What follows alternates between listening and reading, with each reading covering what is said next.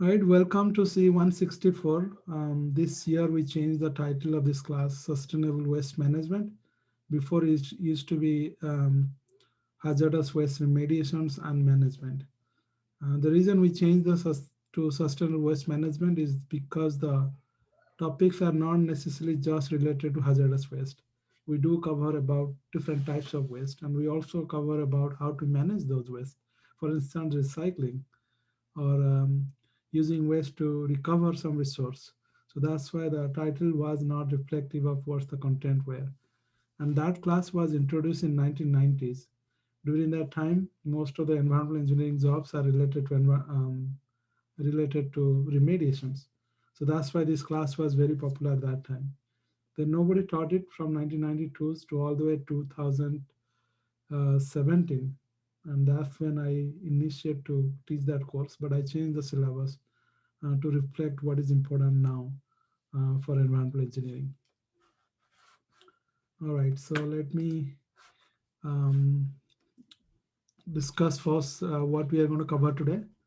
We'll cover today, mostly we'll introduce ourselves, our TAs, and also a little bit about yourself. I have a poll or questionnaire on CCLE.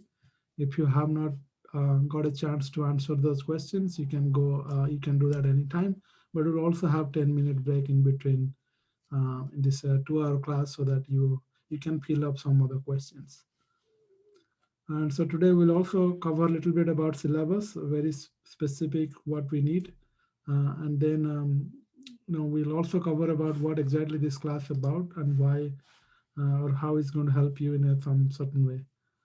And for instance, today, as far as the class or syllabus materials, we'll cover mostly about what type of environmental laws relevant for waste management, and also we'll cover about what type of waste we are going to deal with, and how do you identify those waste.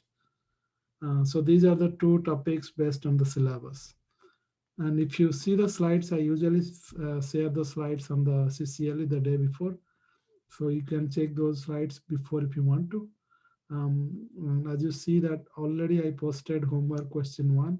The reason is I wanted to have you see the homework before even the materials is covered here, so that you know what kind of materials or questions are on the homework. So when you pay attention to the lectures, you know those questions. So that means it give you some idea about what question to ask about homework right away without waiting for that materials to be over. So do check on the homework question 1. So anytime we cover similar question here, you can ask. As you see, this homework, we'll get to that. Homework is not a big part of this total grades. The reason is this class has a different non-traditional class in the sense that it's not just exams that counts here. There are projects, so we'll discuss that. So before a little bit about myself, many of you know, so I'll make it short. I'm instructor here in civil and environmental engineering departments. I joined here as assistant professor in 2016 fall. Before that, I had postdocs in Stanford and University of Pennsylvania. And I got my PhD in environmental engineering at University of Colorado Boulder. Before that, I had a master's in engineering. But most importantly, I switched from physics to environmental engineering in my career. So if you're one of those who wanted to not sure whether what kind of career you want to pursue, I would just say that enjoy what you do, and if you have to switch something, don't be afraid. It takes a little bit longer than normal route, but it's worth it in long term because you do things that you care about or you are interested in. And why I teach this course, again, if you think of waste, we all deal with waste one way or the other.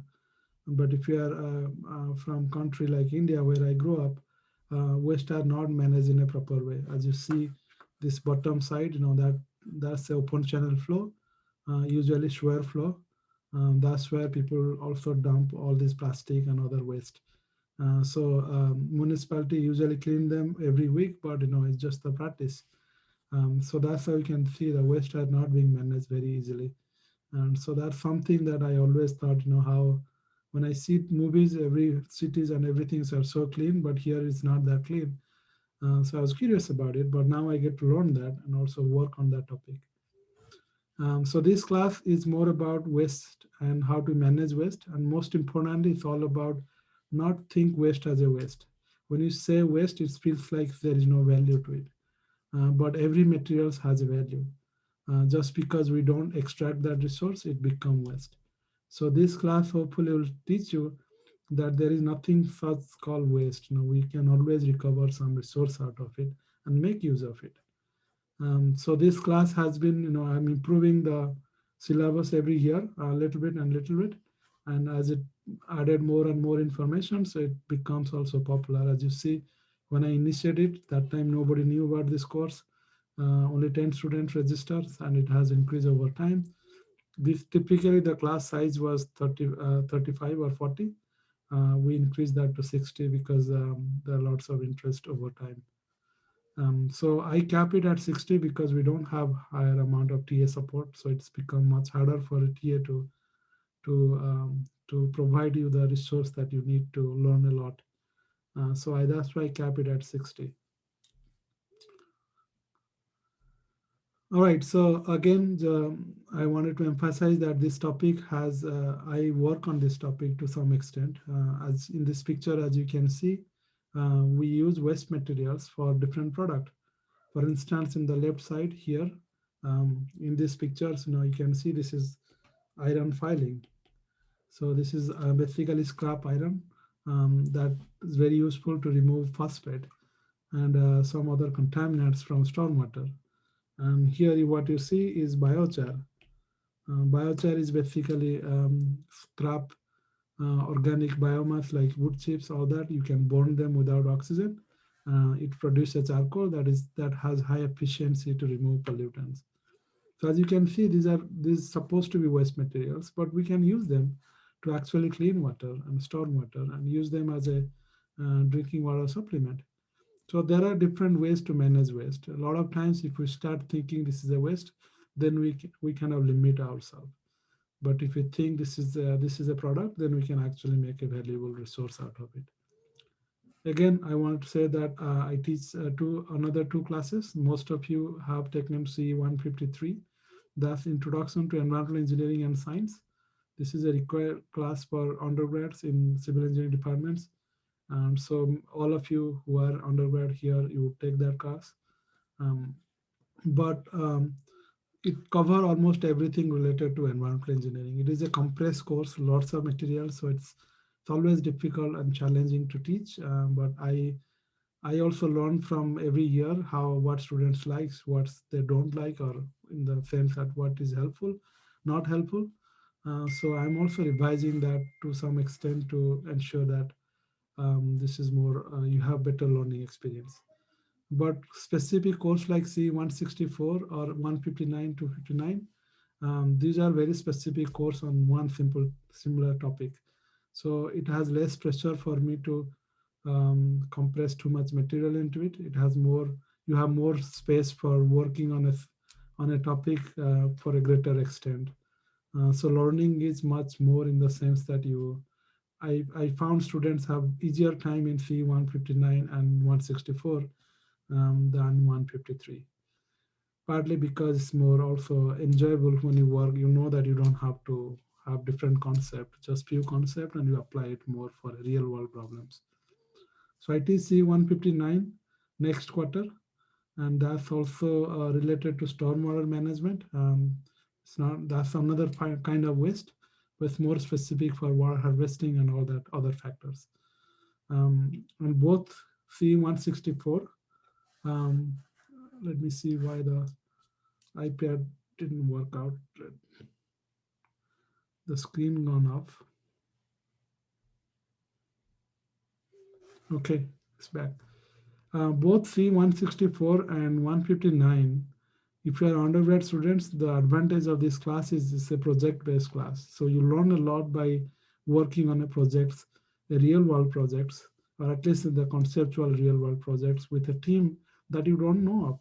For instance, you may work with students you never met before. So it gives you that perspective of the real-world problems, and you write, you learn a lot of other factors from that, which is kind of helpful when you apply for a job. Also, you can take that experience and write your statements for grad school and all that.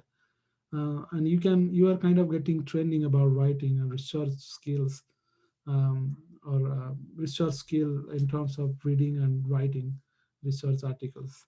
So these are all valuable experience for grad school or future jobs. So that's why I say this class is a little bit unique in the sense that you are not required to remember a lot of stuff. So you're not required to solve many problems, but you're actually working on the real world problems. So that's why the if you see the syllabus, we'll get to that soon. It's a lot about project. The most of your grades related to projects, which is a team project. And again, we this class has a sustainable as a word, sustainable waste management. It's not just waste management. The reason we call it sustainable waste management is because of reuse. So normally, if you think of a big cities, you need resource like water, materials, all the resource, food, everything you get into the big cities, and people consume it, and then you produce waste.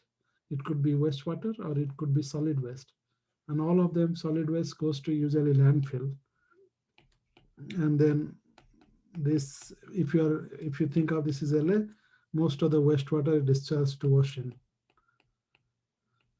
So as you see, this is kind of wasteful because you use them, and after end of the that you kind of destroy it.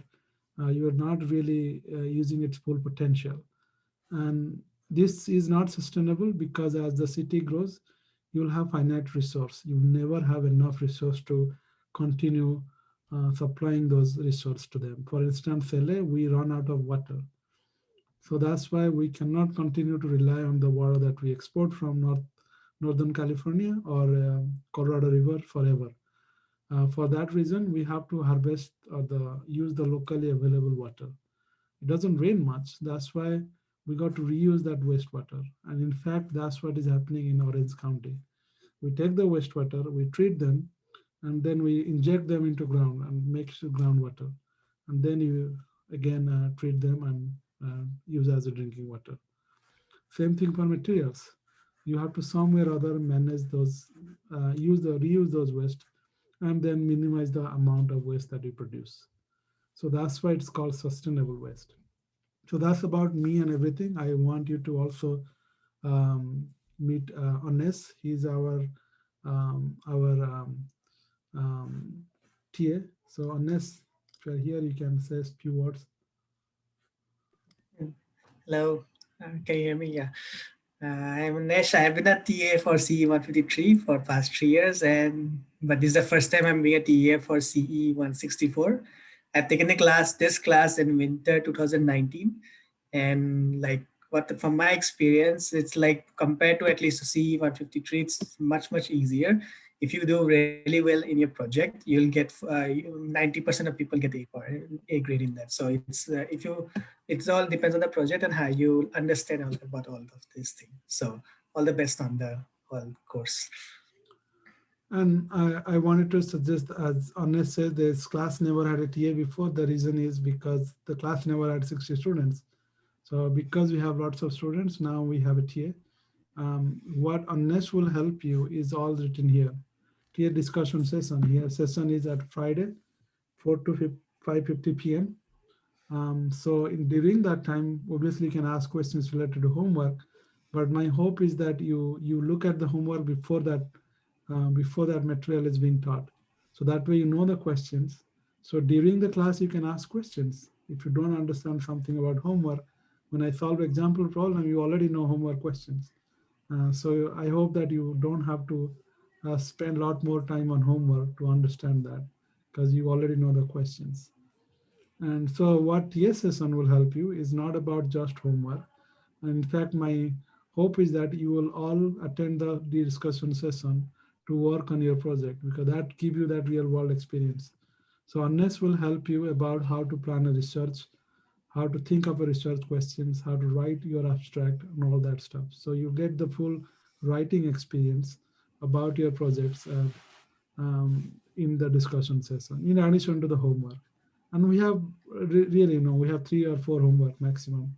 That's to even before midterm. So that's why it's not a, it's not a lot of pressure on homework side. Of course, you can ask any question to him during that time, but specify that time for your project as much you can. And again, as I want to say that, a lot of you also email me about research or experience in the lab. Because of COVID, we don't have undergrad students working in the lab. So that's why I can't really offer you any actual, experimental experience. But if you want to have writing or all that research experience, this class will also help you indirectly. So you don't have to wait for work in a lab to get that experience. In fact, if you're really passionate and you talk with Annesh, and Annesh can help you come up with a research question, or he has research questions, then you help him in writing those or getting data and actually working on it. But I just want to warn you, if you do that one, it's not just about class, because it takes a lot more than this class to publish a paper. So that means you are committing probably another quarters to work with him and actually publish that paper together with Hannes. So it is possible, but again, I'm not committing. I'm just saying that this opportunity can arise if Hannes has time, as well as the research topic that align with what can be doable in next 3 to 6 months. All right, so again, these are all related to Hannes. You can see that. Unless you can leave if you don't want to stay. Just thanks for stopping by. I just want them to see you for the. All right, so that's all about the class and everything. Now, question is, who are you? Because you particularly know the normally when we have a in-person class, you get to meet each other and ask that questions. But now you don't. Unfortunately, we don't see each other, or at least you don't get to meet your friends and colleagues. So I want to just talk a little bit about you. There are, as I said, 60 students enrolled. As of today, there are two more students. So we have 62 students, and they're all from 15 different majors. Majority of them are civil engineering. In fact, 30 students from civil engineering, and then second majority is environmental science major. But then we have also many other majors who are interested taking this class. So I'm happy to see that we have a diverse group of students who are interested in these topics. And I do think that this class, you'll learn that this is not a class about civil engineering. This is not also a class about environmental science only. There are lots of expertise that built around to manage our waste. So irrespective of which departments or which discipline your major is in, everything is useful for this topic. So I'm happy to see that at least the class has that diversity. And again, it has been increasing over time. 60 students enroll, and I think the number will be around 60. I will not increase that the number because of department resource. So I want to give you 5 minutes to go to CCLE now and answer this question, whatever comes to your mind. So go to CCLE. I'm going to show you CCLE now. If you, I'm going to stop share here and let me um, see CCLE.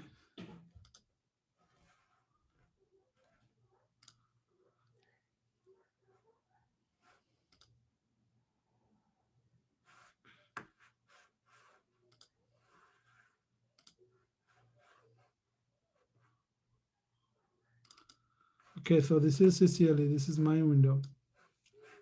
As you can see, this is week 1.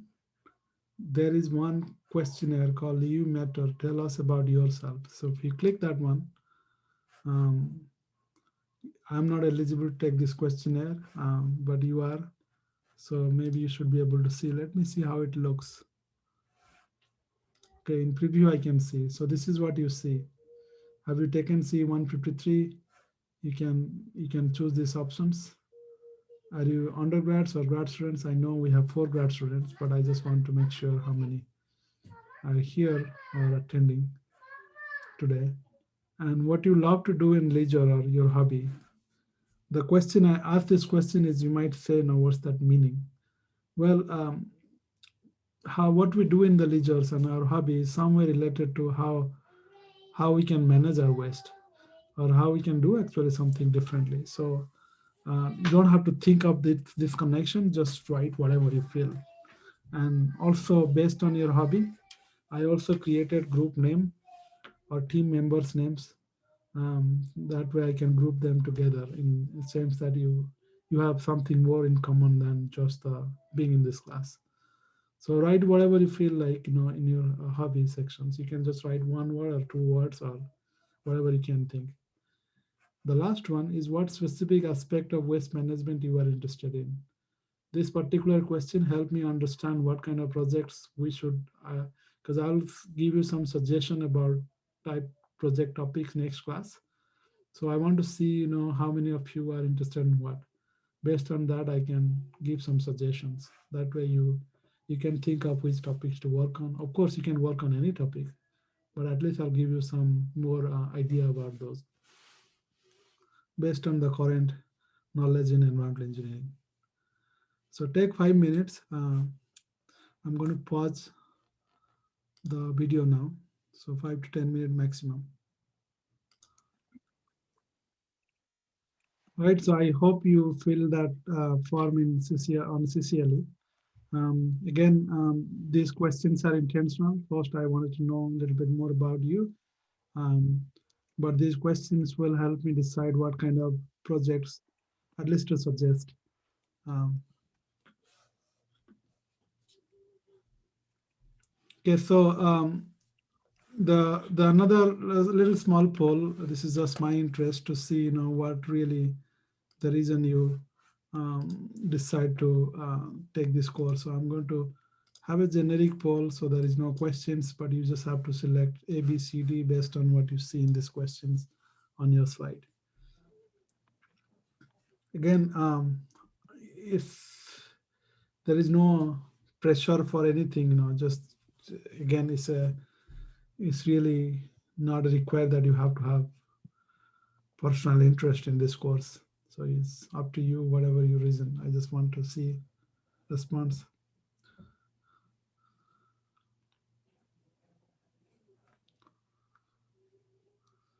Okay, we have 41 students responded. I'm going to share the results in 5 seconds. If I'm not okay. And poll. So to fulfill the course credits that's required, the C is personal interest. Um, One of the thing is here is that you can enroll now two different courses in the same time, because some of the course like this one is recorded.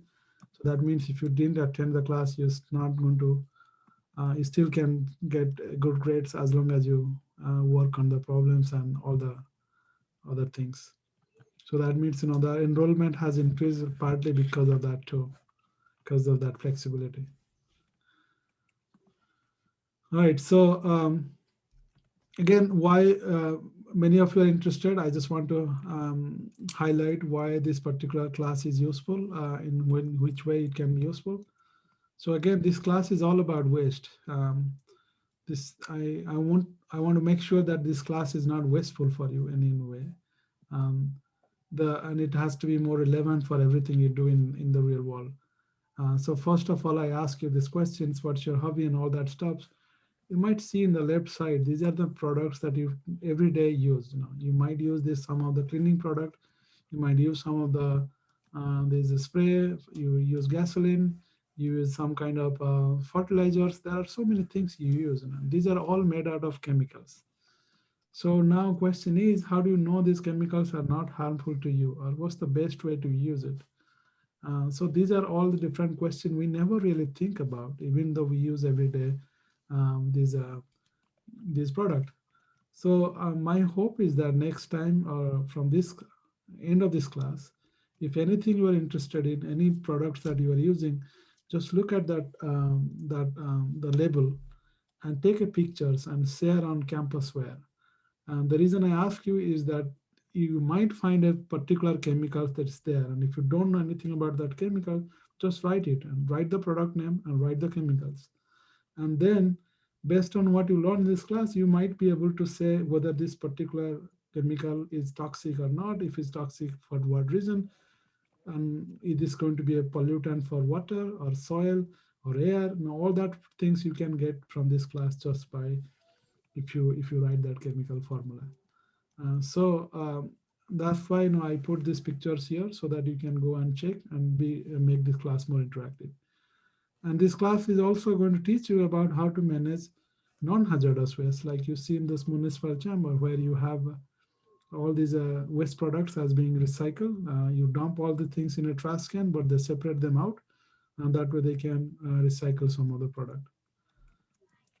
And because we know that our population is increasing and there is lots of pressure on us how to manage this waste, we normally dump at dump site, but that's not going to be useful. That create lots of health effect. So that's why it is not sustainable. So there are new way you have to manage waste. So these are things you're going to learn. And this particular YouTube, I'm not going to show you here, but watch that. So see, how important it is to manage them. And this is also, I want to suggest that, no matter how much we think of waste, we think it is a product, it's a responsibility of government or agency or municipal agency. It's actually responsibility of us. So it has to start with us. We got to think how we can minimize the waste that we created. If every single person reduce the waste by 1 pound a week, that is several millions of pound space in the landfill. So that's why again it start with you. So as you see, there is a homework questions. You can see what is the homework question. It asks you for certain things like this. So you can check this one. What you do is I want you to look at the trash can every end of the day and see what kind of materials is getting into your trash can, and write those names.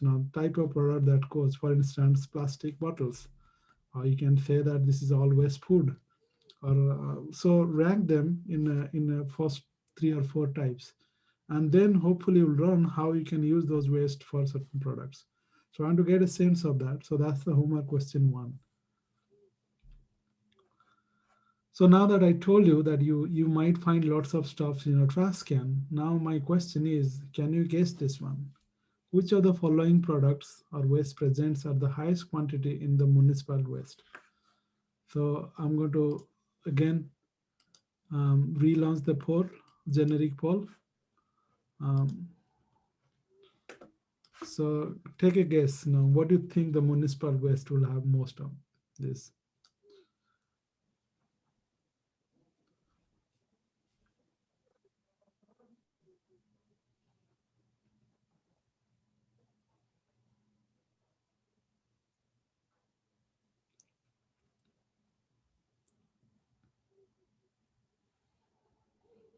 Okay, so I'm going to tell you that the answer that most of you choose is not the right answer. So you can think of it a little bit more. Again, that's fine, but it's just, we can see what's the perception to actual waste.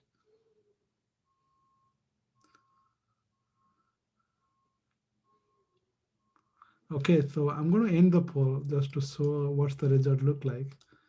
All right, so as you see, many of you thought um, the three, plastic is the biggest one.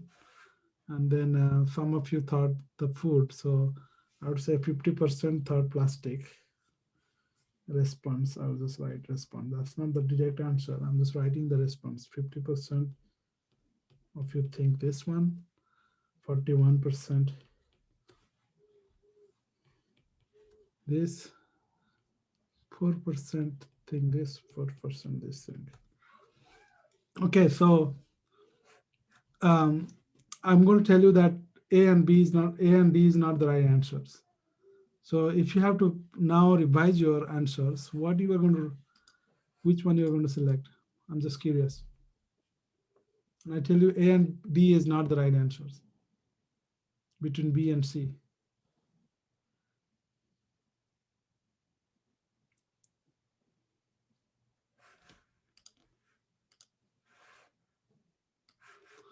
Um, that's a good point. The quantity based on volume or mass.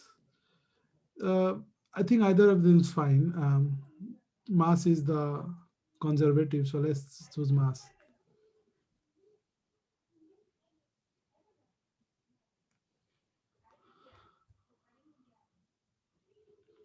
Okay, so I'm going to end the poll.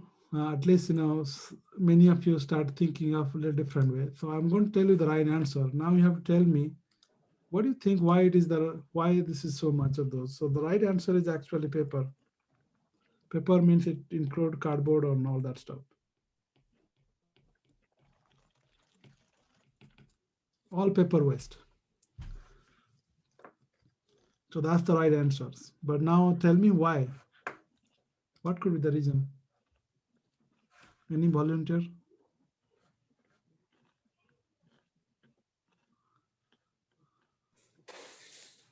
Emma? Yeah. Perhaps I'm thinking perhaps it has to do with a lot of shipping containers, like those cardboard packages that a lot of people, me Yes. included, have been, ordering over the pandemic, for example. Yes. I think as a human, we start ordering more stuff online. So this packaging that comes with that is becoming big part of our waste. And if you notice, we put everything differently. We put cardboard and other wastes different part. Sometimes, and I have noticed that the waste collection agency, they put them together. So it's but again, that's a different problem. But first thing is that we do order lots of cardboards. Every packaging materials is a lots of waste. So cardboard by far is the biggest amount of waste that we create every year as compared to anything else. So when you think of sustainable waste management, we have to also think of the quantity. The one which is produced a lot, we got to, if you want to make the biggest difference, that's where we can make the biggest difference. Means got to recycle those cardboard waste more than actually dumping it. So that again, this is a that's just one of the reason, but there could be many other. Maybe we order too much pizza or whatever things we can think of. Just every materials has a now cardboard. All right, so this is something I wanted to say. Why you want to take this class is also related to learn the methods related to grad school. Because if you're applying for grad school and you're interested in research and all that, this give you some flavor of that. What you'll do in a daily life as a grad students. You learn technical writing skill. That's why the TA is here and to help you write that project. Again, you are not the only one who is writing.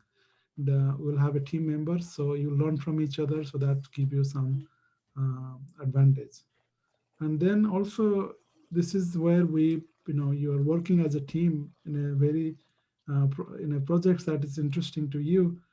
So it's kind of like a colleague. We do work. I'm colleague no matter what, but I'm just saying that we actually work as a colleague here. And again, as I said, it gave me more perspective or writing experience with you. So it helps me write a letters for you when if I ever write a letters for you in the for your grad school applications. See why this there is a disconnections. By the way, if you see my internet is not fast enough, I will sometimes have to reset before the class for it. So I don't know whether you are the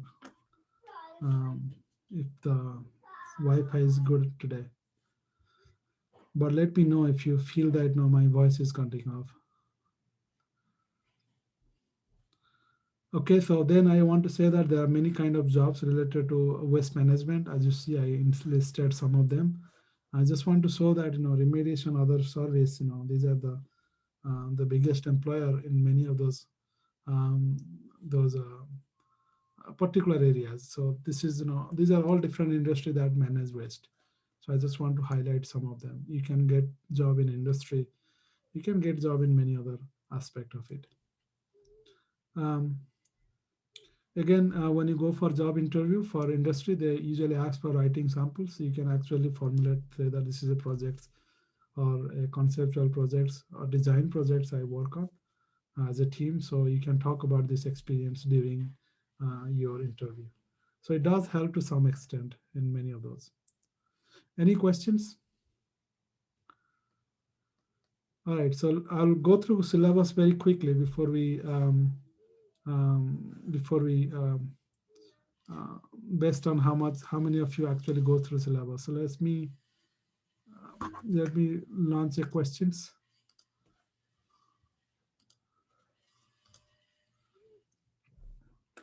just to know whether you have read the syllabus or not. It's not required that you have to read the syllabus. It's just tell me how much I go through the syllabus right here.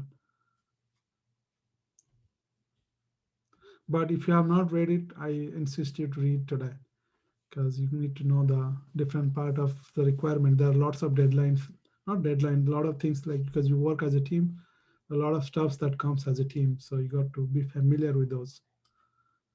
All right. So majority of you have um, um, read the syllabus. So I'm just going to explain. This is the again the first thing was most important to you is the grades. Okay. The course description is mostly about waste management. We'll talk about it. Most important thing is there is no textbook because this material is so diverse and it's constantly being updated. There is no such textbook that can actually give you all the information that you need. So that's why I provide handout.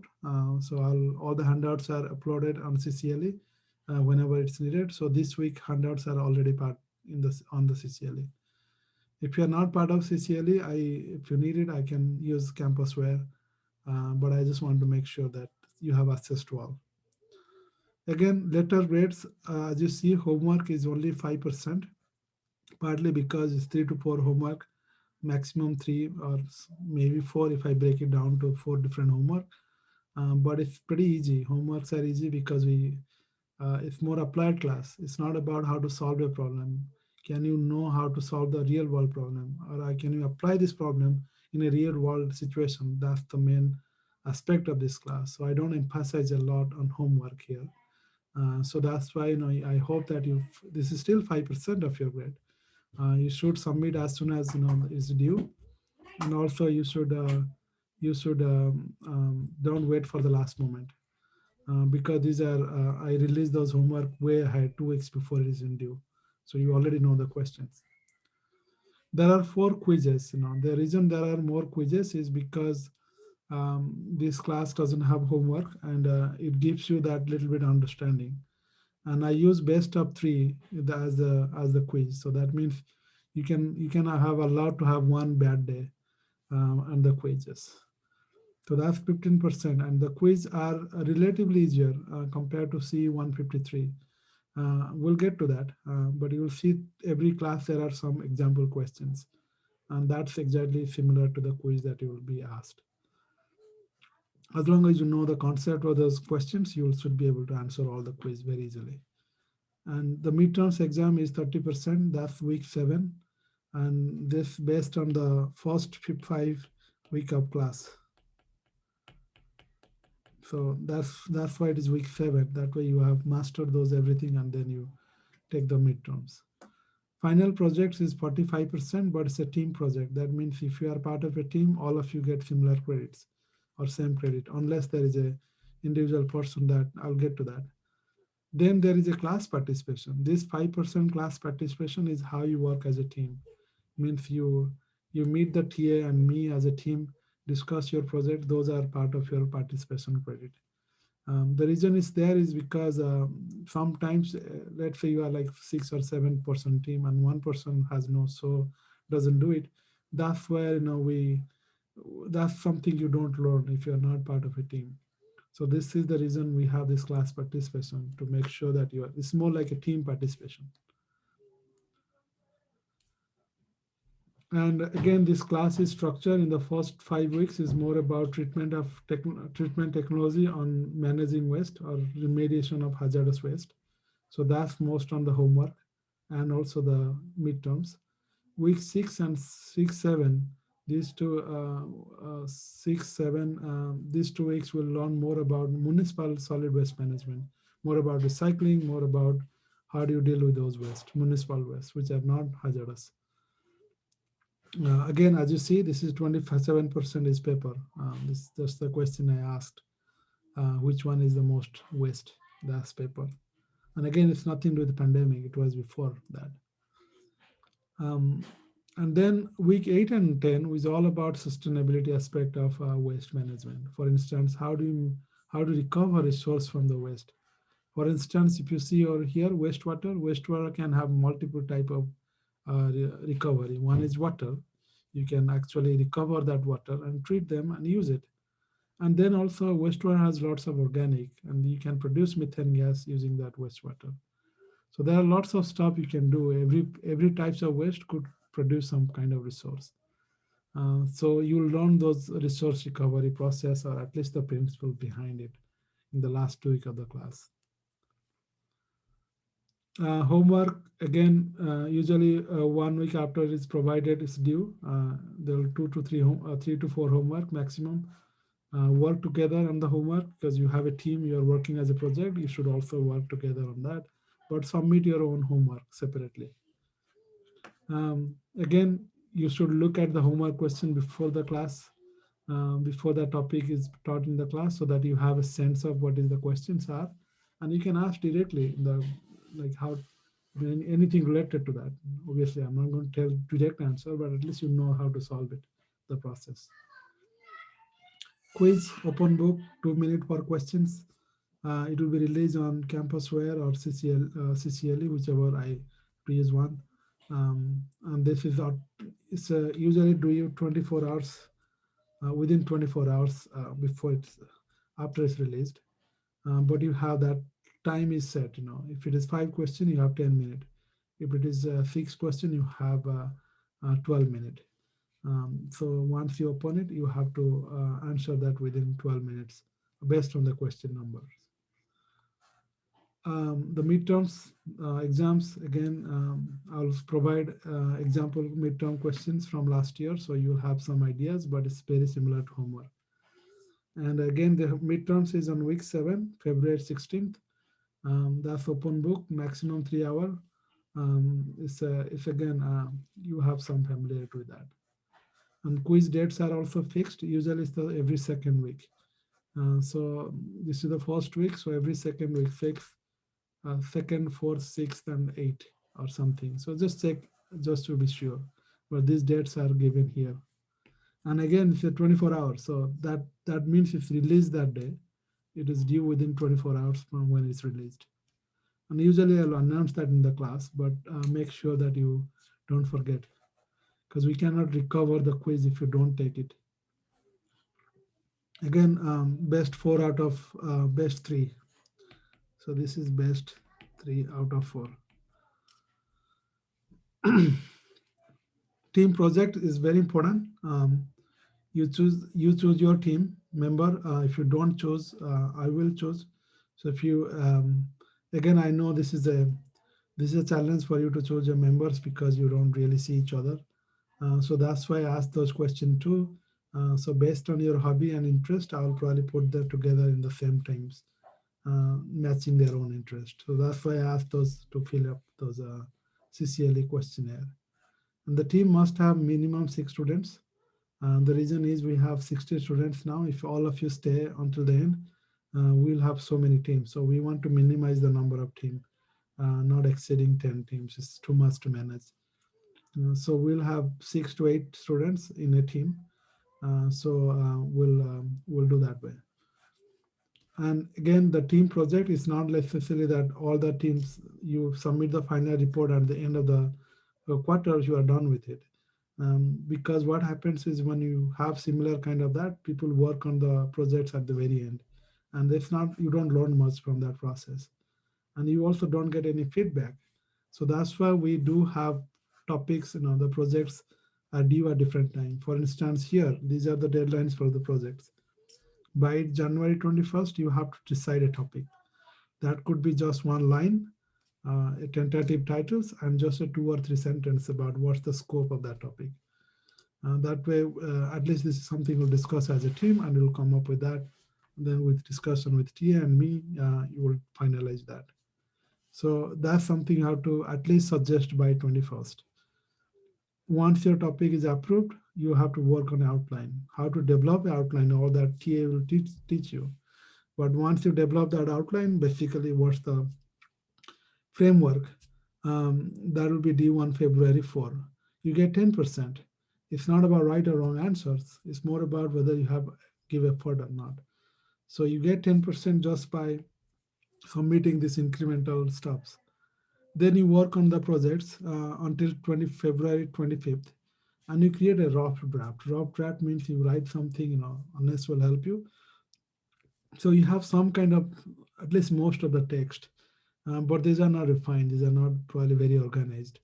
Uh, you think of rough draft as an actual draft, so that I give you feedback.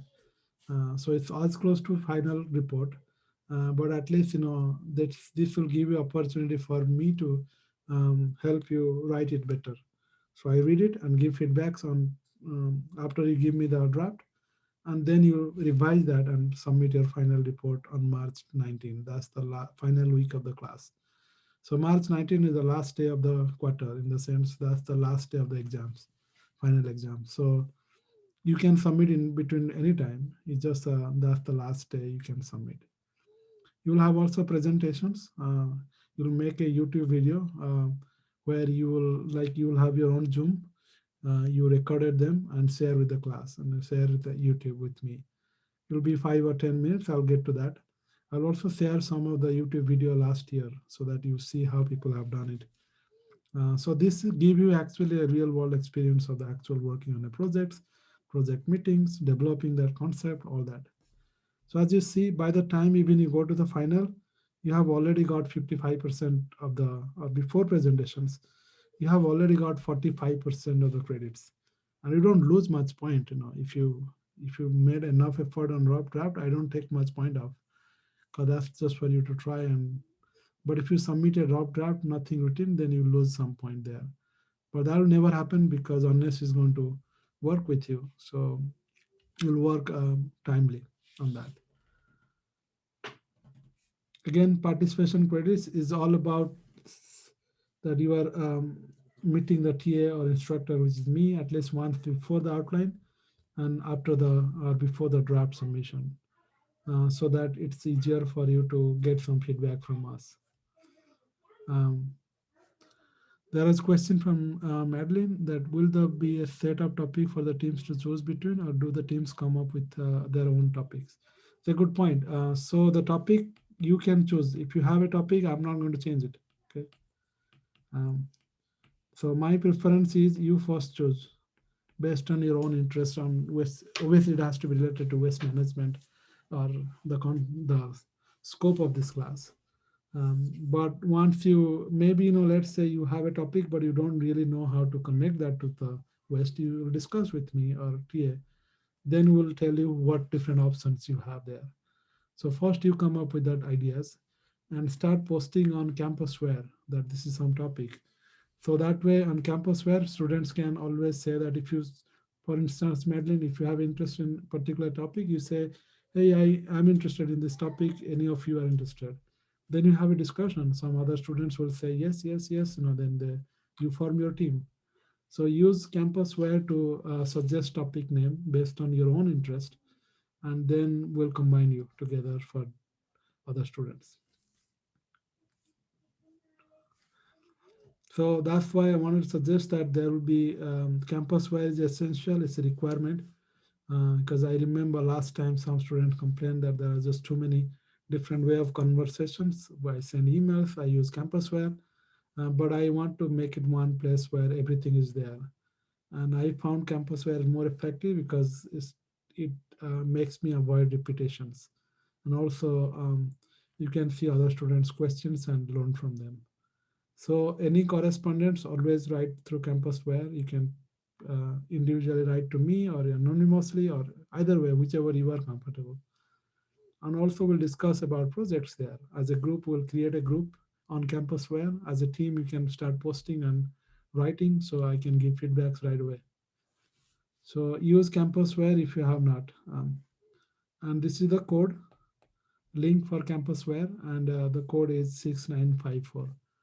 Let me know if you have difficulties. If you have difficulties, send me email. I'll add that email to Campusware, or send email to TA.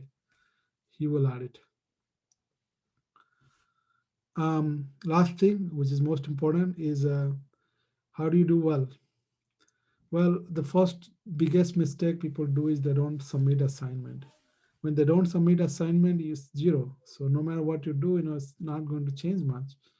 And as I said, you don't have much assignment, or at least you start giving effort, it's a lot easier to solve it. So submit assignment on time. For any reason, because of COVID or anything, just do ask me before it is due. Don't ask me after it's due. Okay. Or you can ask, but I just say that no, don't wait to the last moment. If you have some difficulty or anything else, let me know, but don't overuse that. Always be late for that one thing. And participate in all discussions as a team, because your project is 45 or 55% of the grade. Your participation as a team will help your team. So if you're not there, it's not helping your team. As a group, you're not doing well. And we'll give you feedback so you'll know that when you're not doing well, so that you have time to actually recover. So that's why there is a lot of feedback here. Annesh will let you know what you have done. Just share with Annesh, and also Campusware questions, all that. Homework is graded for effort. That means we're not looking for the final right answer. We are looking for whether your approach are roughly correct to how it should be. Then we give full credits for that. Midterms is similar to 3 homework sets, or the 3 or 4. Um, those questions are already released ahead of time, so you already know.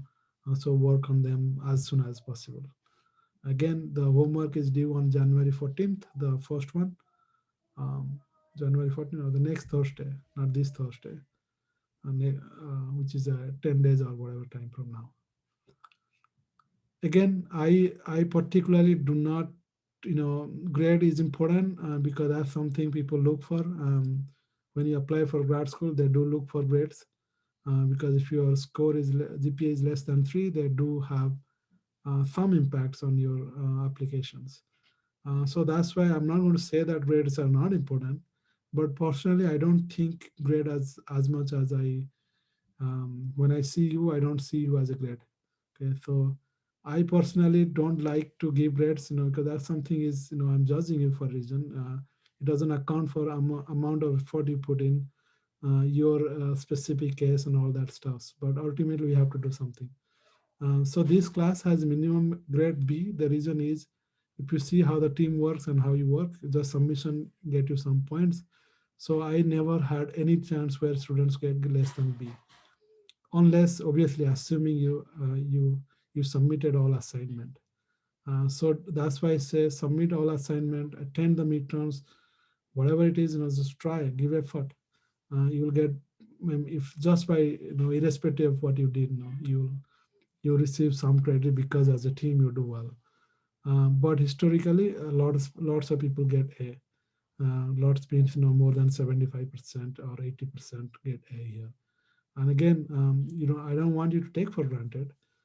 Just do give efforts and work, learn as a team. You'll do very well.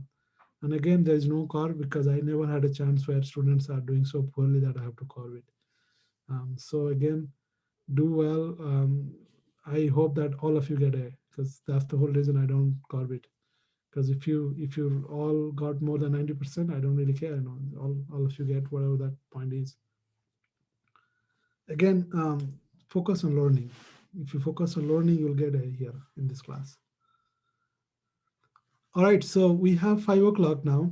The next thing, what I'll do is I'll just teach a little bit about the class, the overall concept of the class before we take a break for 10 minutes. Any questions so far? Grade or anything else? Any question or concern? I have a question about the diary of our trash. Should we include like recycle things we recycled and composted, or just anything we throw in like a bin? Anything you throw, not reuse at your home. If you throw it, whether it's a recycle or one thing, just you keep it, because we want to say, how much products you use in the first place. And don't literally open your trash and start doing all these things at home. That's not the requirement. Okay. But you can share your screenshot, anything if you want to, just make the class more interactive on campus where if you want to. But that's not required. But I want you to be engaged in this class and be as applicable to you as much as just this class.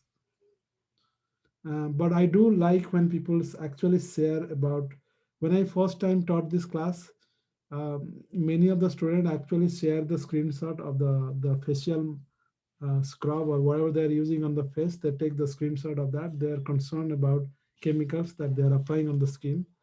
So that was a very popular topic that time. So a lot of students share their screenshot of that label, and we dig through the chemicals and we search on Google and use the chemical formula, and we put in the class, and they people student brainstorm about the chemical, say that okay, why this chemical would be bad or good or all that, based on the structure. So that's something you will learn a lot. So I would suggest that do that one. Any particular thing you are doing in the, let's say bleach, any homemade products or not homemade, any domestic product that we use, um, and it has chemicals, just take that screenshot and share what chemical it has. Then we'll learn more about it, because chemicals are not bad, otherwise you'll not use it. It's just how you use it, how do you expose to it makes it worse. So that's why I wanted to learn that. Okay, so let me quickly finish this one before we have a break for 10 minutes. Um, all right, so how can you do well? We get through that. Now, sustainable waste management. I want you to see this video again. I don't show it here. The reason is, this is just a video about different things, but maybe, let's see if that works. Oh, it doesn't work. In the sense I have to copy and put it somewhere because it's a PDF. Um, so this particular picture that you see, this is a river catching fire, Cleveland, Ohio. This particular river caught fire in 1969 or 68 or 70, I forgot, around those time. And the reason it got fire is not because it has a lot of gasoline.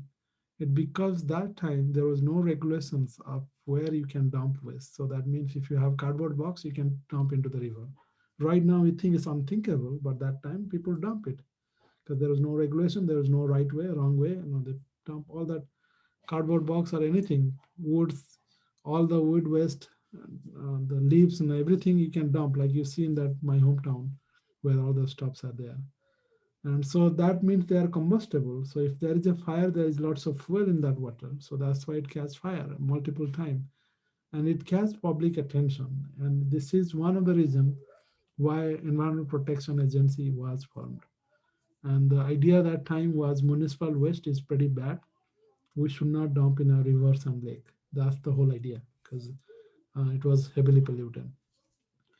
So those are one form of story. But if you think of other form of story, which we don't really normally see it, is related to hazardous waste. For instance, if this particular picture, a civil action, if you have not seen this story, you should watch it. This is about a lawyer who stand for people who thought their water is polluted, and they had people dying, or their domestic, their cattle start, they are dying, the children get leukemia. So they thought that there is something in their water, but there is no regulation that time, or there is no, the company who produced that, they usually don't take responsibility, and that was the case in this particular case. So this is about this fight, civil case against the company, and how this lawyer go out of way to find the source, and how they actually discover that, how they link that pollution to company is the interesting part of, at least as an environmental engineer. So you can see there are lots of environmental lawyer. If you have environmental engineering degree and then you do law, there is significant advantage. So these are different things you can learn from that. And the third thing, my screen is frozen right now. Have you seen the other slides that I'm changing, or you are not seeing it?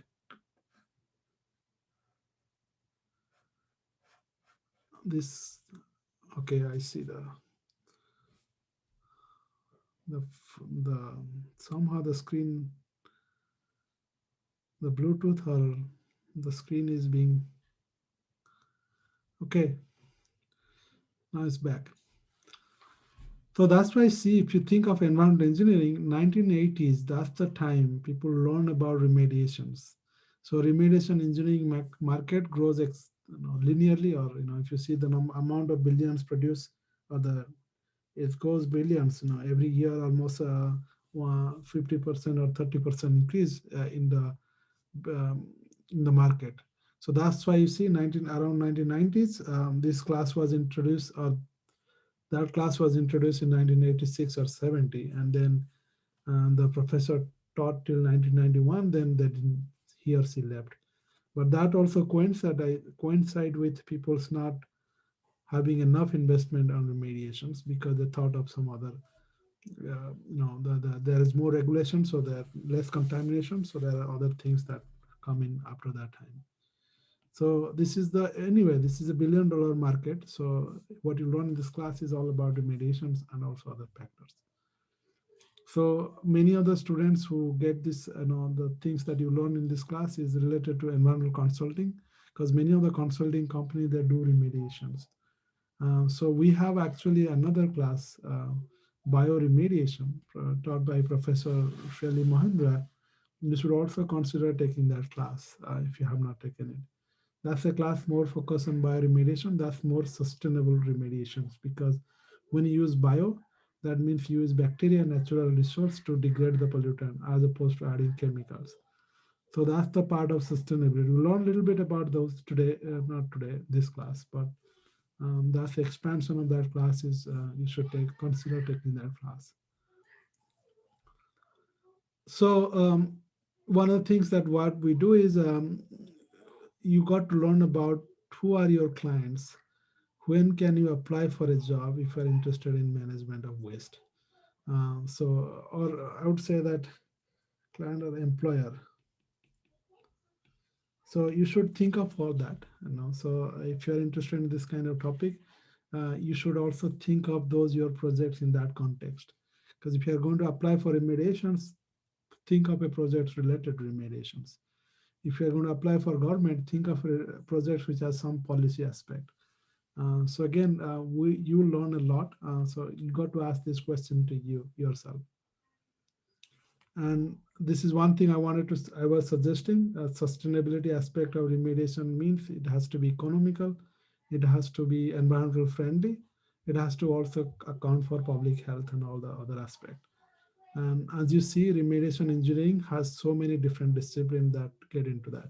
Civil engineering is just one little part, environmental engineering, but you see geochemistry, chemistry, biology, chemical engineering, geology, hydrogeology. So there are a lot of disciplines that we use. And then you can think of each one has a lot of different aspects, biology, toxicology, microbiology, all that other aspect. So you see, these are so many different types of discipline. One of the things that I don't see here, but I know that's very much important, which unfortunately it's not written even here, because it's written remediation engineering. If you think of waste management, you have to account for economics. Otherwise, there's nothing called sustainable if it's expensive. If you spend $1 billion in fixing a problem that is $1 million, that's not going to be sustainable. So that's what the sustainable aspect of remediation engineering is. It's economics. So that's one aspect is very important. I know that two students are in this class are from economic, but I just want to suggest that I'm not economic expert. In fact, I don't understand economics as much as I do understand engineering. But I understand that, when something is more expensive, it's not feasible. So what you learn in this class is what makes a project expensive. So that way you are aware of that. And then the financial aspect will not go details in this class.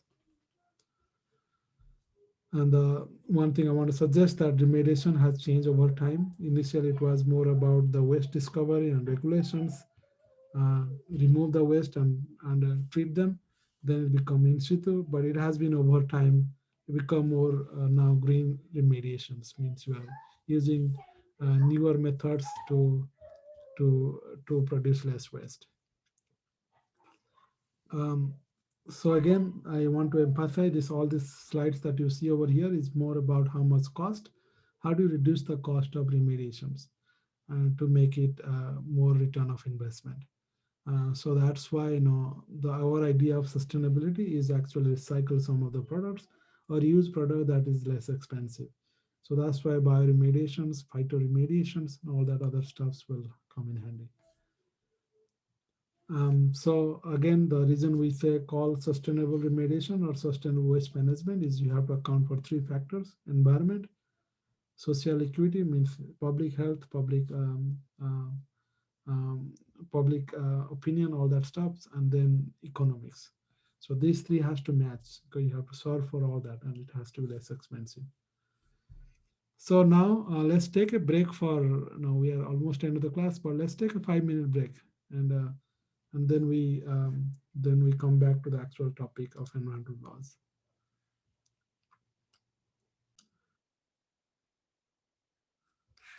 Right. So I set the screen for the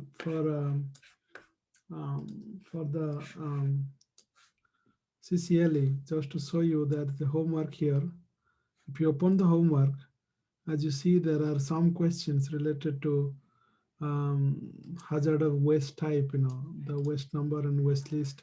Question 1 and 2. So these two you should be able to answer based on the class today. The first one is the right 5 major type of hazardous waste.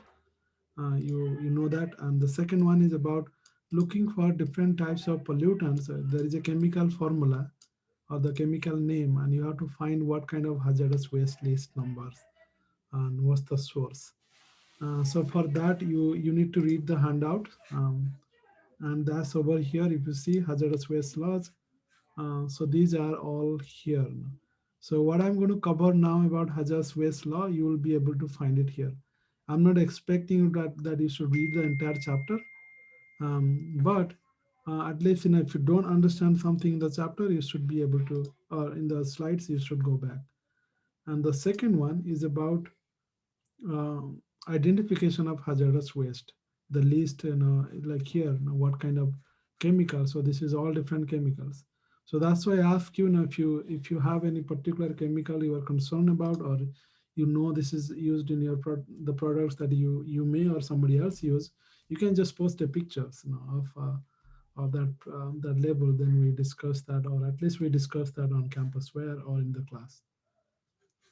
All right, so that's all about the um, I'll stop share, and then I'll now share the I my iPads.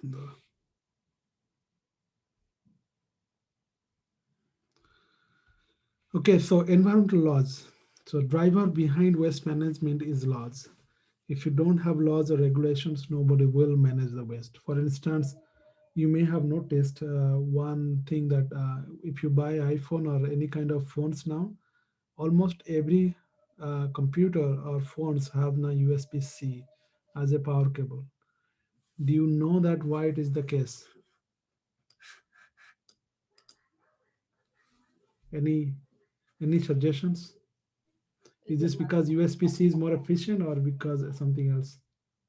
I was thinking, is it less prone to being broken because people aren't like putting it in the wrong way, maybe? That's one thing, but it driver is the European. So Europe, they ban every products which has a very proprietary way of charging or using the cell phone or everything else, because there are so much plastic waste that's come from this wire and this, because every time you buy a phone you have a different different types of tools. So they say that to Apple that you can't just have multiple types, because Apple used to have different kinds of for different computer, which is ridiculous now. So that's why they force all the computer companies to have one kind of product. So that means you can use your charger for different application. So that's just, you can see the regulations. It does drive lots of waste out. And second thing of example is plastic waste.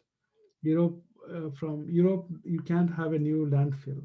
So that means you have to manage the same waste with the number of less landfill you have. So that means what they used to do is they export all their plastic waste or recycle plastic waste to back to Asian country as a, that's like a garbage disposal. So most of the Asian country now said no. And so that means they are now sending it to Africa.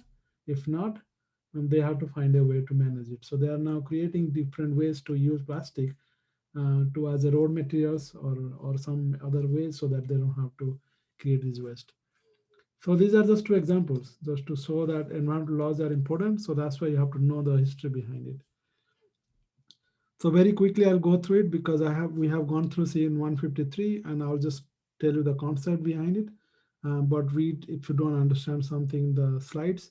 It should be self-explanatory, but if you don't understand, go back and read that chapters. So think of evolution of waste management, how even it started. If you think of, when think of 200 or not 200, let's say 1,000 year back, what people do. Let's say, you have a house, you build, most of the house are built near rivers. If you think of um, ancient civilizations are always near the rivers. So people build their cities or house and everything near the river, and they don't want to, usually they dump everything near their home, and that's the waste. Let's say this is waste, and this waste will have consequence. So you got exposure, and so now when you get exposure, people really learn that this is not a good thing. So that's what it stink. It has other things. So they say, okay, wastes are not good thing to have near your house. So they say, okay, I'm going to dump waste here as opposed to I'm going to dump a little bit far away from my home. But it might be somebody's near somebody's home, right? So then they realize quickly that this is not a right thing to do anywhere. So they should dump away from the community. So they either dispose into the river or they dispose it to somewhere else in a remote location, remote area. Okay, but that doesn't make it go away. What it does, it's not your problem, but it's somebody else's problem. For instance, you dump the waste here in the downstream. So this is river. In the downstream, if somebody is living here, they drink that water. So that means now they are exposed to it. So over time, you realize no matter what they do, it's always exposing somebody else. So fast forward 1970, they realize this is the issue. You cannot dump it somewhere else. You have to manage it. So that's how the laws come in. In 1970s, they made around 1960s they start making laws related to waste. So this is the idea. So I'll end it here so that you know how the laws are connected to these problems related to issues related to all that stuff. So these are the list of different major environmental regulations, laws related to solid waste. So as you see, we'll go through all that. But if you want to know more about it, you should click on this particular links. That's EPA website. So for the quiz is important, but again, whatever important things that we need to be known is already in the slides. But if you don't understand it, click on that and go and read that particular laws. I'm not expecting that you read all of them in that particular link, but at least relevant to these laws. Okay, it's important for you to understand it. So let's start with 65. The first thing is, as I said, river catch fire. People already realize that waste is not something they want to have in the community. So what they say is, okay, there has to be some kind of disposal act so that people should not dispose near their home or near the location they are exposed to. So what that law did is it says that do not keep your waste near your home. You should dispose it to some kind of landfill or somewhere away from the proper way. So that means this created this company which manage your waste. The dump truck and all those things based on that. So now those market come into play. So what it does, it doesn't prevent people to uh, minimize waste. What it does, it makes people to get rid of it in a certain way. But then they quickly realize there are so much waste now. They don't know, they are overwhelmed. It's not going to be sustainable with the growth. So they have to come up with a different laws that makes people to manage the waste better way. So that's why they learned that you should not call it as a waste. We call it some kind of conservations. So that's 1976. The law is resource conservation and recovery. As you see over here, there is no term called waste. They call it as a resource. Whatever you use, conserve it, recover it before you dump it the waste, remaining amount of waste. So what it did, it is actually define different type of waste, what can be a waste and what should be disposed. For instance, what is hazardous? That means you have to dispose it, and proper way to dispose of. So there are different kind of waste, subtitle C and D. So C means hazardous waste, which is regulated, and subtitle D will come to the, we'll get to that, but just remember this one, C and D. D is related to municipal waste, which may or may not hazardous. Um, so then there are other type of waste. We'll get to that. But point of this particular law is that it actually makes people understand there are certain type of waste you have to dump it anyway because it's hazardous waste, and there are certain waste you should manage it in the sense you minimize the volume and all that before you finally dump it into landfill. So the main goal is to lower the amount of waste. Okay, so that's the conservation is the most important. So again, solid waste means any garbage, refuse, slows from wastewater, and all that stuff, including liquid and semi-solid. When I say or gaseous material, the reason I say even if called solid waste, it's not necessarily solid state because you can put gasoline in a container. So even the gasoline is a liquid, it's in a container which is solid. So it's a metaphorical term. So solid waste doesn't mean that liquids are not solid waste. Okay, so if a big drum full of liquid stuff or gas is also solid waste, just know that these are all included. So this is the definition of solid waste. Okay, so that's why I say it doesn't necessarily require it's a solid phase or liquid or gaseous phase. So now what happens? You have a law which help people to minimize the waste. But what it does, as I said, the problem if you see what is cannot do it, it's only regulate the generators. Means whoever produced that waste, the company, it just regulate them, but it's not about waste user and all that stuff. So that's why there is a second law, hazardous solid waste amendments, where Congress become more concerned about different types of waste. So they give more authority to states to be able to manage them. So it created regulations to encouraging alternative to waste management. For instance, instead of saying that do not minimize this waste, it encouraged to come up with a different types of chemical which is not going to be waste. So alternative use. So that way you can minimize the use of landfill. So it gives also it has enforcement term that means enforce industry to come treat their waste before it is disposal. That way they are not just saying that okay I'm going to dump all that waste into landfill. For instance, think of UCLA. We produce lots of waste, particularly from laboratory. Let's say you clean your let's say I'm just throwing a number here. You use bleach to let's say you use bleach to do something in a gallon of water, and then now this has become a waste and UCLA has to dispose it. But now question is this is a gallon of water, how much amount of energy you need to transport them to some agency somewhere, they'll treat all that stuff. It may be a lot easier to neutralize that bleach by adding a chemicals and then it become not so toxic. For instance, you can change the pH, you can do all that stuff, and then it become non-toxic. So that's why it forced the industry to use certain way to either decontaminate it or reduce the waste so that it doesn't have to produce that much. But the limitation is it's related to states. Okay, so the state has to make their own laws. So if you want to again look for different hazardous waste, these are the links. Again, these links will tell you all that stuff. And as I say, 1984, it has a different types of other things they do. It about land disposal where you cannot dispose. For instance, you cannot dispose anything near a river, or near waterways, near wetland, all that stuff. It has regulations. It also technology requirement for landfill so that you do not have groundwater pollutions, because you can't just landfill doesn't mean that you dig a hole and just dump everything, which used to be that way.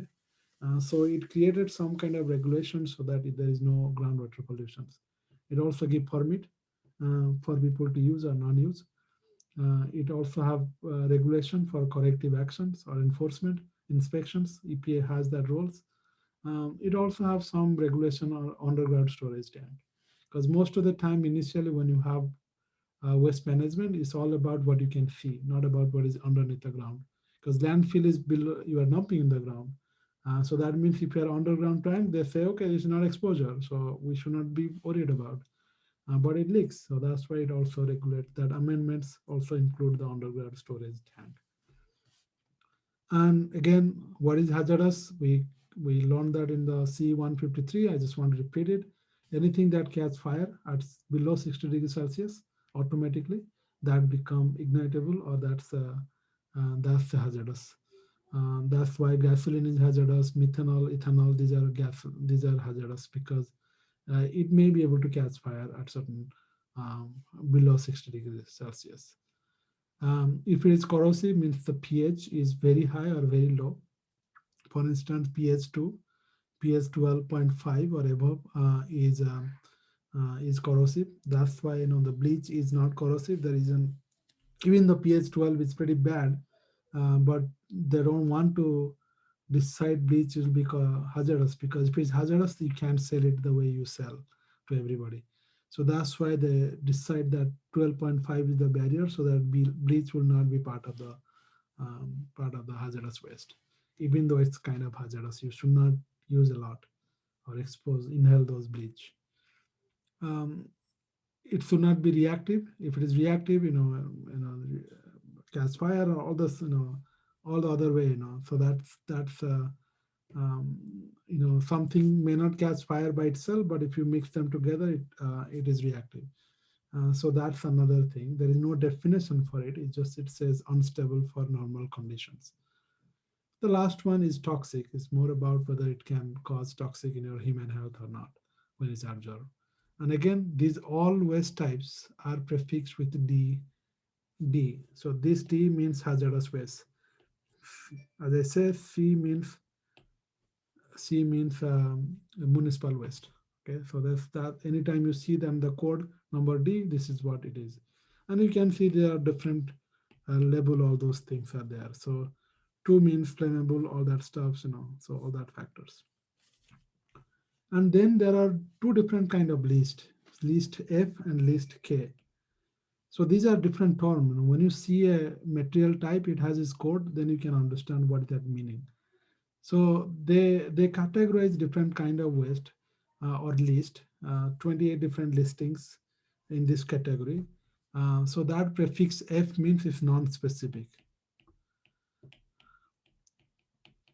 For instance, bleach, some solvent, these are non-specific. But if it is like a very specific industrial waste, then it become K. Okay, so specific type of waste. So this is 111 listing. Again, these are all there in that handout I gave you. Just know that the difference is one is specific versus another is non-specific. What are those? Some examples I gave you, but there are many other things you can see. Okay. Now, as I said, no, this part of this issue is that you have to regulate everybody. Before it was just generator. So handling and disposal is part of this one. So if you see, there will be a chain of custody. That means anytime you buy hazardous waste or not buy, you transport it, everybody is accountable.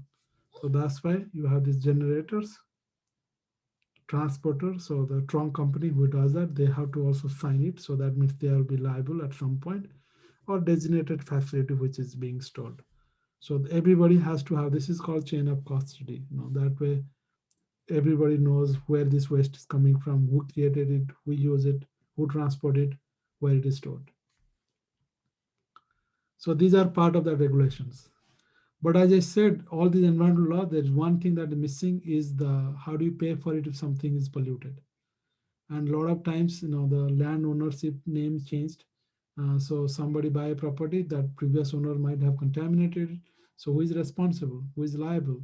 So these are none of those things were there, and there was no money for it.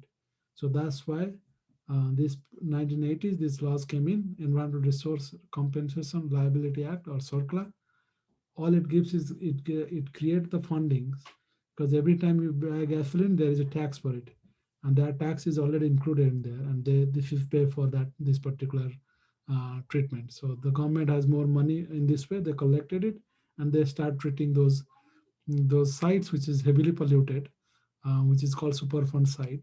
The reason it's called superfund site is because there is no funding available for mechanism to treat it without government assistance, and so polluted. So that means it's a highly polluted site. So this circular gives that money to treat those sites. And you see over there, these dots are circular sites. And then there is a 86 amendment is because the money that initially the several $1 billion, it was not enough. So that's why there has to be a new amendments which gives more tax for treating these different locations. It gives also more states some power, new enforcement tools, so that way it um, can be used. Again, as I said, you can see anytime you see this act, you see this list, F list, K list, all this P list, other chemical U list, for instance, other chemical including, for instance, battery. Battery is a hazardous waste, but it's being used by domestically. So how do you categorize any of them? That's why they create this U list. So again, there are just a lot of stuff that you should aware of it, but not necessarily for exam or not. But you should read that chapter just so that you are aware of conceptually what's the difference between them. Then there are some waste we don't account for is medical waste, which is the reason is medical waste has a lot more risk associated with it, because it could be virus, like you say, like here now COVID. It could be pathogens, so that's why those wastes are not handled the same way as other. All the medical waste are actually used extreme way. It means they dump into one locations and they burn all the waste. That way there is no risk of infections, because has very high human implications. So all these waste that we created, we are not accounting. This is not a classified within those waste. And the last one is radioactive waste. Radioactive waste are obviously very dangerous and all that. It lasts forever, ever means millions of years. It's very toxic. So it has more stringent law, and it's not like everybody use radioactive stuff. So that's why they didn't you include this in part of it, because it has its separate laws. So how do you manage radioactive waste, where you bury it, all that stuff, like as I said over here, we'll learn that. But you should look at all these links. Even though I didn't go through all these links, you should look at those so that you have some idea of that, how it works.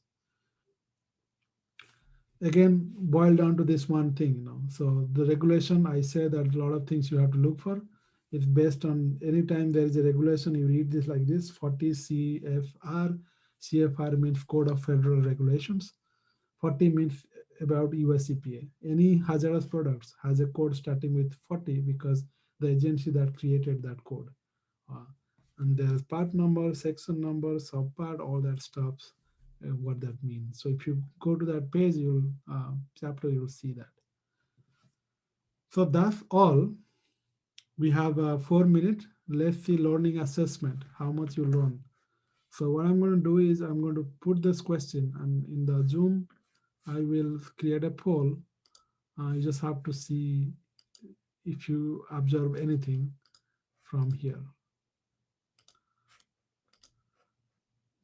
Okay, so the question is, which of the following laws accounts for hazardous chemical spill occurred in the past?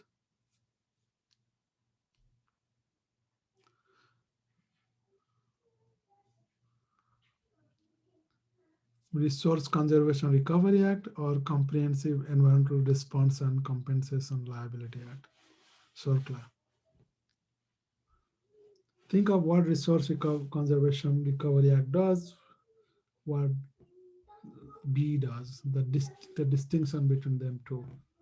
You'll get the right answer based on that.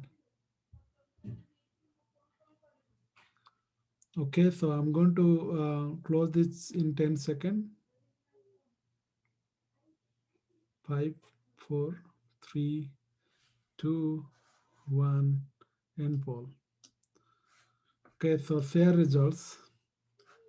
So 85% says this and 15% says this. The right answer is B. If you remember, the Resource Conservation Recovery Act is all about minimizing the waste. It doesn't talk about who created waste, whether the person, the past owner is not liable. So that's why the problem of that act is the past member, once the owner sell the property, they wash their hand, they say, okay, I'm not going to do anything on it. So that's why the liability act comes in. So that's why this is about past. Okay. All right, so the next questions. Does Resource Conservation Recovery Act include liquid or gas hazardous waste? Because the solid waste, it says it doesn't. Yes or no?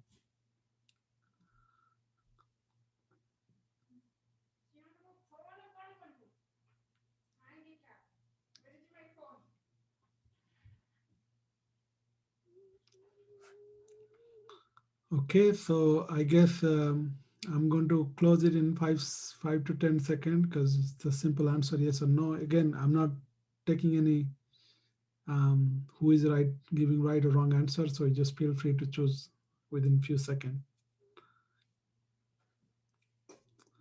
All right, I'm going to end the poll in 1, 2, 3, 4, 5. All right, so I'm going to end it now.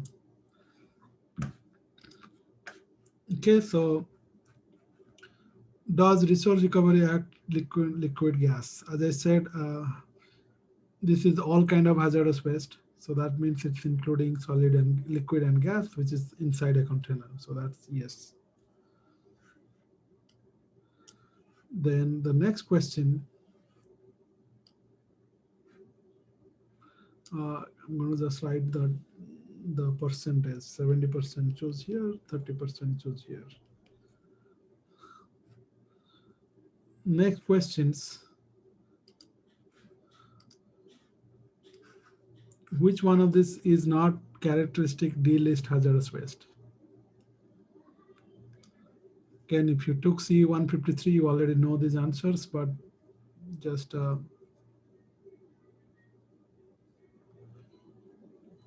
hazardous waste, again, that 4 different categories. It can catch fire. It is corrosive and toxic, reactive, all that stuffs. Okay, so you have to choose the one which is not the characteristic. I'm going to end the poll because we are running out of time, or 1 minute over it. So the share results again, 92% says this one, 3%, 3%, 3%. Okay, water soluble. Just because it's water soluble doesn't mean it makes it hazardous. Think of salt. If you put salt in water, doesn't mean it become hazardous. D, the next questions. Which one of the following pH is not considered corrosive in RCRA, or corrosive hazardous waste?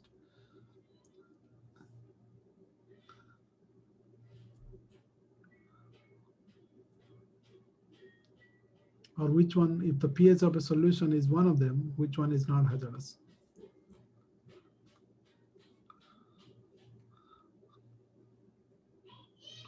Whatever comes to your mind, just write that one. As I said, you'll low pH means acidic, high pH means basic. Okay, I'm going to close the poll in 5 seconds. So whatever decision you made. Okay, end poll. Share results. So as you see, 13% selected this,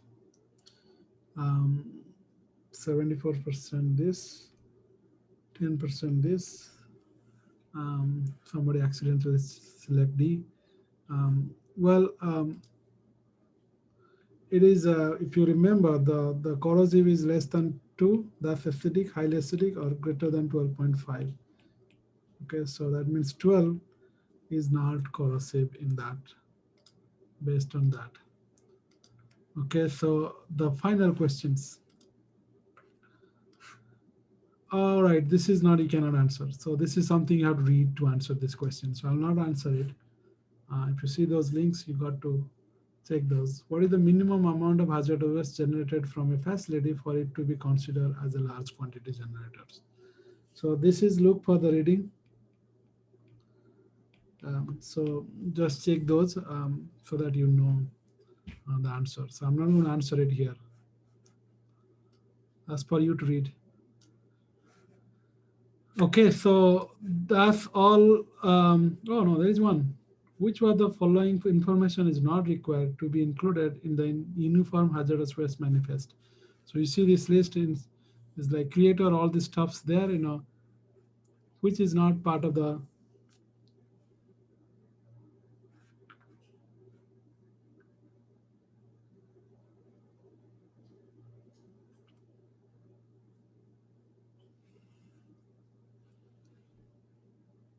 So let's see, relaunch. Oh no, this is not end poll. I'm sorry, this is not the poll I wanted to. Okay, from here you can see there is a generator. So this is generators. This is transporter. This is facility. There is some information here.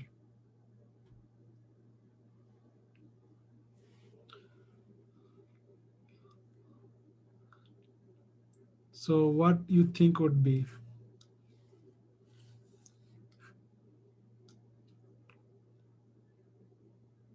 If this generator is there, so the A cannot be right answers. B transporter is here. That cannot be answer. C and D. This is facility. I didn't ask that question here. Okay, I'm going to end the poll because this is really.